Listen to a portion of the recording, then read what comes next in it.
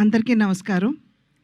ఈరోజు నందమూరి కుటుంబానికి చెందినటువంటి ఇంకొక తరం తెలుగు చలనచిత్ర రంగంలోకి కాలు పెట్టింది.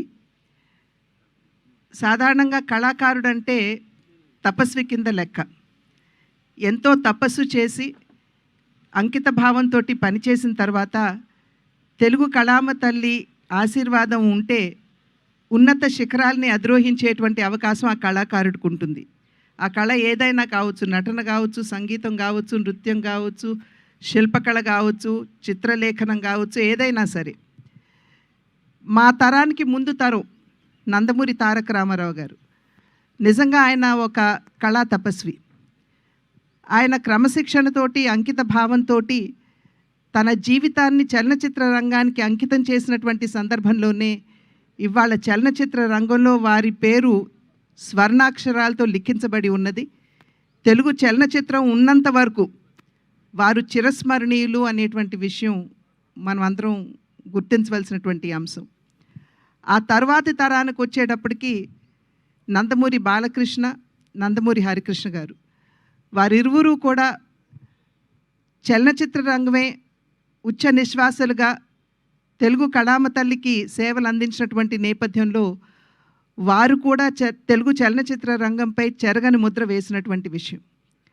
ఆ తరువాతి తరం నందమూరి కళ్యాణ్ రామ్, నందమూరి తారక రామారావు వారు కూడా అంకిత భావంతో పనిచేసినటువంటి సందర్భంలో వారు కూడా చలనచిత్ర రంగంలో తమ ఉనికిని చాటుకున్నటువంటి విషయం మనందరికీ తెలుసు.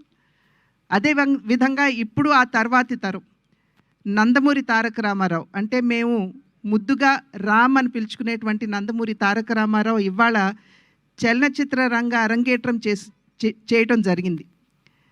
ఆ బిడ్డకి ఖచ్చితంగా తెలుగు కళామ తల్లి ఆశీర్వాదంతో మా తండ్రి గారు నందమూరి తారక రామారావు గారి ఆశీస్సులు, అదేవిధంగా మా అన్న నందమూరి హరికృష్ణ గారు తప్పకుండా వారు ఇందాక చెప్పినట్టుగా ఆయన ఆకాశం నుండి తన మనవణ్ణి చూసుకుని మురిసిపోతూ ఉండుంటారు.